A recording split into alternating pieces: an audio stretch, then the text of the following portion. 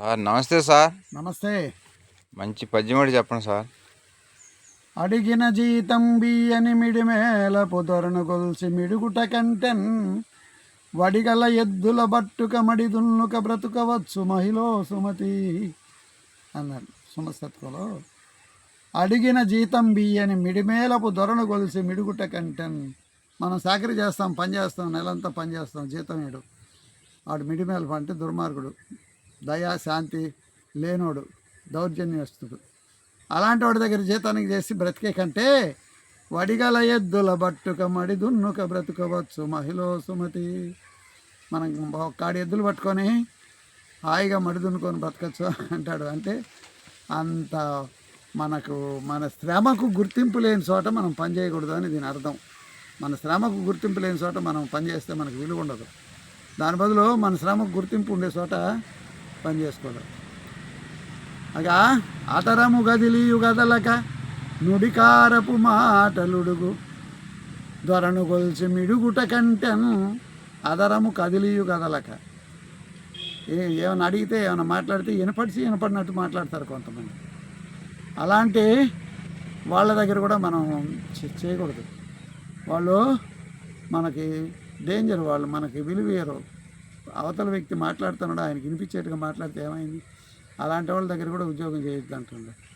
కాబట్టి ఈ కాలం ఉద్యోగం ఉద్యోగం ఉద్యోగం, డబ్బులకు ప్రాధాన్యత ఇస్తున్నారు. ఆరోగ్యాలకి, మరి సాంప్రదాయాలకి, మరి సంబంధాలకి, ఆప్యాయతలకి, అనురాగాలకి ఇవన్నీ గోతిలో పెట్టి మట్టేసేసినారు. ఆప్యాయత లేదు, అనుబంధం లేదు, ఆత్మ లేదు, సుట్టిరకం లేదు, బంధుత్వం లేదు, ఏం లేదు. అంతా ఎక్కడో వెళ్ళిపోయినారు. డబ్బుల కోసం సిటీలకు వెళ్ళిపోయి ఎప్పుడో బతుకుంటే సంవత్సరానికి ఒకసారి మాకు బిజీ, ఫోన్ చేయని మాట్లాడిన కూడా టైం ఉండదు. అలాంటి లైఫ్కు ఒకరైనా కాదు, ప్రపంచమే ఆ వైపు దూసుకుపోతుంది. ఆ వచ్చే మార్పును మనం ఆఫ్ చేయలేము. అరే అదంతా మంచిది కాదు, నువ్వు ఇంటికాడ వ్యవసాయం చేసుకోరంటే నన్ను పిచ్చోనిలాగా చూస్తారు అందరూ. అది కాదు. కాబట్టి మనం ఏదైనా ఒక సంస్థలో పనిచేస్తున్నామంటే మన కష్టానికి విలువ ఇచ్చే సంస్థగా ఉండాలి.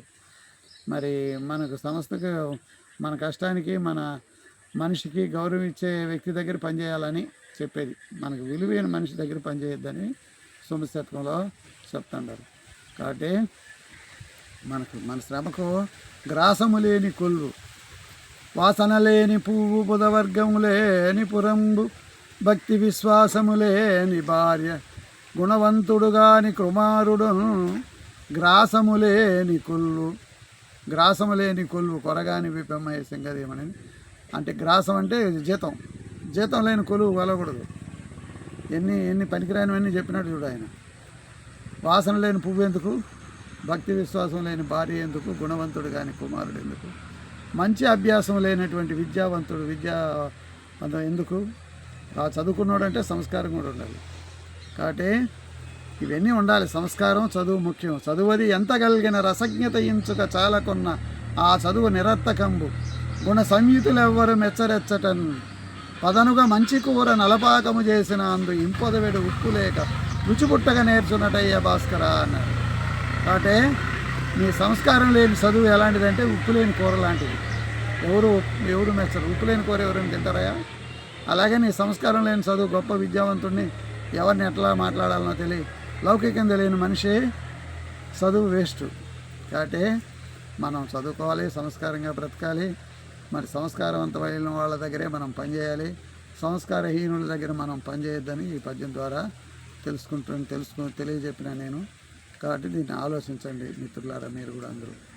అది రైట్.